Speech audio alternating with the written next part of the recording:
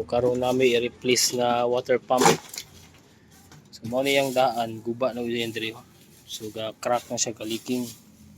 So mo niya mag-iilis nga bago karon. Ang brand ni kay Bolzano. La HP ni kol. 3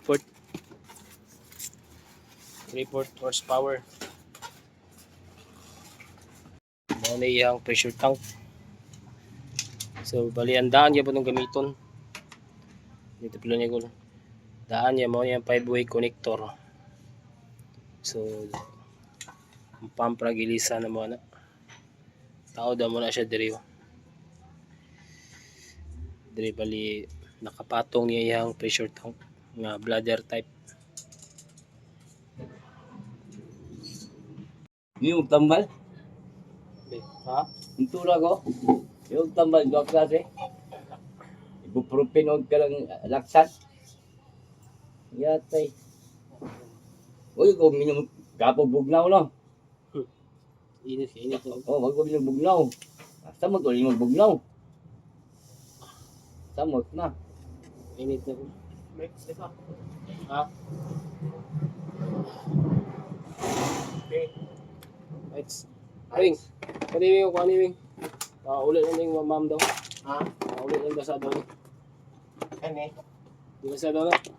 Dili sa ni kawaya. Kung ano na ikuan. Adapter niya. Ayaw. Waiting ko. Ang katong posit, okay to. Ha? Posit.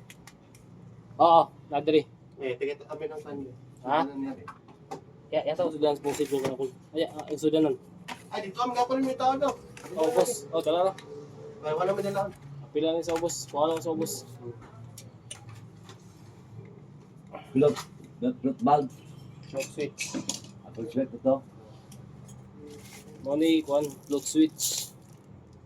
Sumpa to. Oh. Wala kay kuwang ko eh. Ada lah. Ano ba? Akong ko magkasabot ba kami. Pressure switch. Okay, sure. Wala. Yeah. Ito mo. Dulot. Matay bitobo. Yeah. Okay.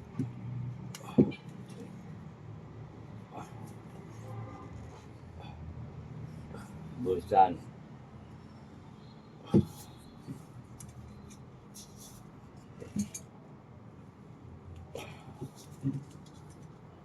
Uy, kalimutan ni Kuwan. Pangalan to. Tawagan to. Ano kay number to? Switch. Electrical. Ilang. So, mo ni yang set up.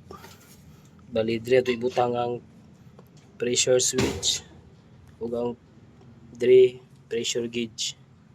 So output na niya. Ano siya. So amo ning ipatong diri banda.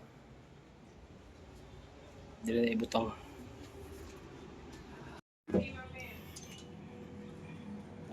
May basa. Ihinag nandog. May wag abot kayo kay. Di patong sa patong na.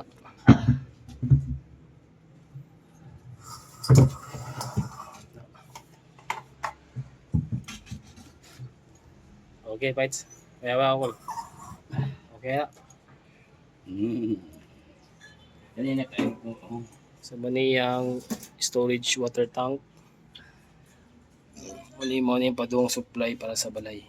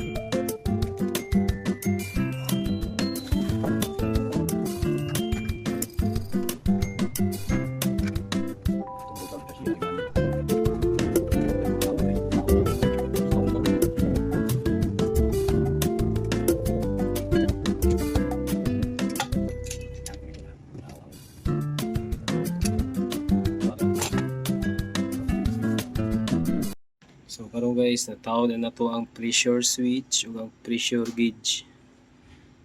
So ang purpose ni mao ni siya ang mag-control sa pump. Kung maabot na og 40 psi ay mo ni mo control, i-cut off niya ang pump. So dili na punta sa output niya. Connection doon ipadulong diya kini nga PE. Mo ning gikan sa tangke. Mo ning suyupon niya. Direto na ibutang. So karon nakahuman na mi guys. Na tawag na mo ang yang output. May output niya padung sa tangke. So nahuman na tawag sa akong plumber. Mo ni tirador. Tirador ni bot yun. Unsa kay gihimo niya dia. Kaya all. So karon nahuman na mo install ang water pump na wiringan na. Then na siya float switch. Morning ang purpose sa float switch. Pag magbitay ni siya, it means empty ang storage water tank. Dili mapalong ang pump. Pero kung balik gani ang pump nga mapuno, maglutaw na siya. So mag-andar, continue ang pump.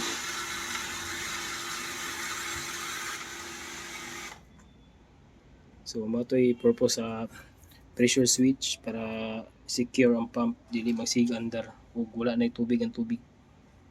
Wala na tubig ang storage tank. Follow it.